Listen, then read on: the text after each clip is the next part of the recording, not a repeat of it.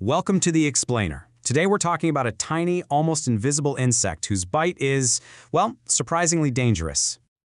So what if I told you there's a creature out there you might never even see or hear, but its bite can have huge consequences for global health? We're talking about the sandfly, a tiny insect that definitely punches well above its weight in the world of diseases. But here's the thing, it's not really about the bite itself. That's just the beginning. The real story is about the microscopic passenger it's carrying, a parasite with this incredibly complex life cycle that jumps between the insect and, well, us. All right, so here's our game plan. First, we're going to meet the main characters. Then we'll look at what's in a name. We'll see how a supposedly tropical problem is popping up in places you wouldn't expect, like the Netherlands.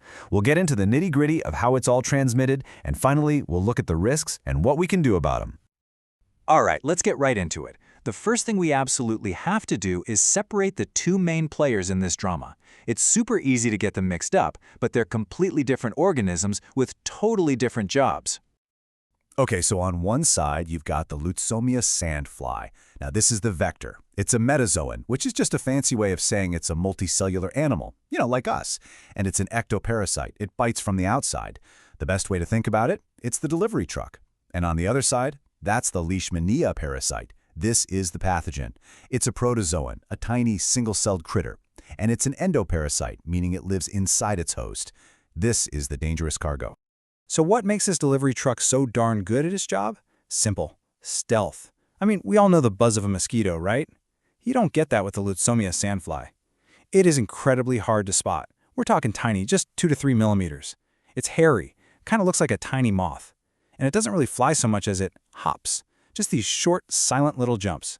Plus, it's most active at dusk and dawn, the perfect time to sneak in for a bite. All right, so where does this fly even come from, and what's the deal with that name, Lutzomyia? Let's take a look. Well, the name itself is actually a cool little piece of history. It's a tribute to Dr. Adolfo Lutz, a total pioneer of tropical medicine in Brazil. They took his name, Lutz, and combined it with Maya, which is the ancient Greek word for fly. So yeah, it's a direct shout out to one of the people who paved the way for all this research. Now, this is where it gets really interesting. There's this clear geographical split. The Lutzomyia genus, our guy, is the New World vector. You'll only find it in the Americas. But in the Old World, so Europe, Africa, and Asia, the job is handled by its cousin, the phlebotomist genus. It's basically the same problem, just a different delivery truck depending on what continent you're on. And if you're wondering where it fits in the big family tree of insects, here you go. It's in the order Diptera, which means it's a true fly. So it's a distant cousin to houseflies and mosquitoes, but it branches off into its own unique family of mothflies and then the sandfly subfamily. It's got its own very specific and, yeah, very dangerous job. Okay, I know what you might be thinking. This sounds like a problem for somewhere far away, somewhere tropical. But things are changing. Let's zoom in on a country you probably wouldn't expect to be dealing with this: the Netherlands.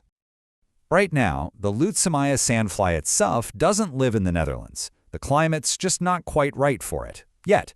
But the disease it carries, oh yeah, that's definitely showing up. It's literally being imported through travel, through military personnel coming home, and even through the adoption of rescue pets.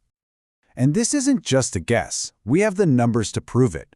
A study between 2005 and 2012 found 195 cases of leishmaniasis in the Netherlands. So what was once considered a tropical disease is now something Dutch doctors are seeing in their own clinics. So how is it getting there? Well, there are a few main routes. You've got people traveling back and forth to see family in places like Suriname, where it's common. You have Dutch soldiers training in jungles in Belize. There's also a big one: imported rescue dogs from southern Europe, which can carry the parasite without showing any signs. And, of course, the Dutch Caribbean islands themselves are places where Lutzomyia is native. And this is the really crucial takeaway here. Even without the fly itself being there, you now have a growing reservoir of the parasite living in people and animals inside the country. It's like a ticking clock. The dangerous cargo is already stockpiled. It's just waiting for a potential vector, a delivery truck, to show up and start making local deliveries. All right, so how does this all actually work? Let's get into the mechanics. The key is to understand that there isn't just one life cycle happening. There are two, and they are completely intertwined. So first, you've got the sandfly's life. It's a full-on metamorphosis, takes about 1 to 2 months.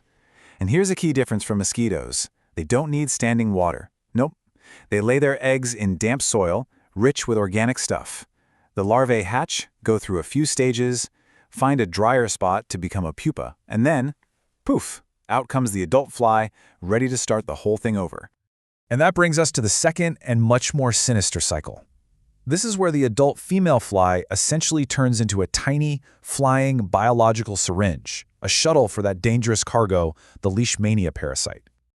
Okay, follow this. Step 1. An infected fly bites you and injects the parasite. Now here's the wild part. The parasite doesn't just float around. It actually hacks your immune system, invading the very cells that are supposed to kill it and uses them to multiply. It's diabolical. Then, a clean, uninfected fly comes along and bites you, sucking up some of those infected cells. Inside that new fly, the parasite transforms, makes its way up to the fly's mouth, and boom, that fly is now armed and ready to infect the next person it bites. The chain continues. So, we understand the threat, but what's next? What does the future look like, especially with our climate changing? And, maybe most importantly, how do we protect ourselves? Well, for anyone who lives in or is traveling to an area where these flies are common, prevention is really about creating a physical barrier. You know the drill. Use a good insect repellent, especially one with DEET.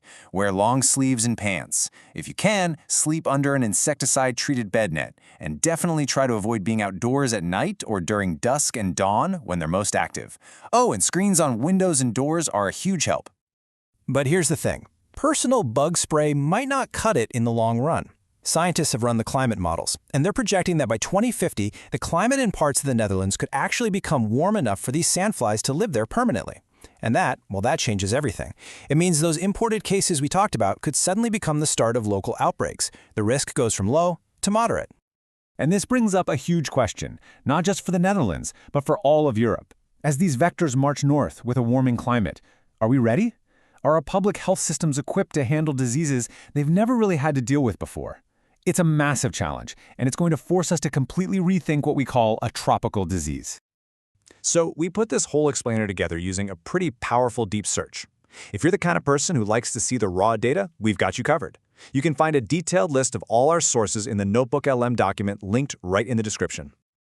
Hey, if you enjoyed this and learned something new, do us a favor and subscribe to the channel. And more importantly, let us know in the comments what other complex topics you want us to tackle next. Thanks so much for watching.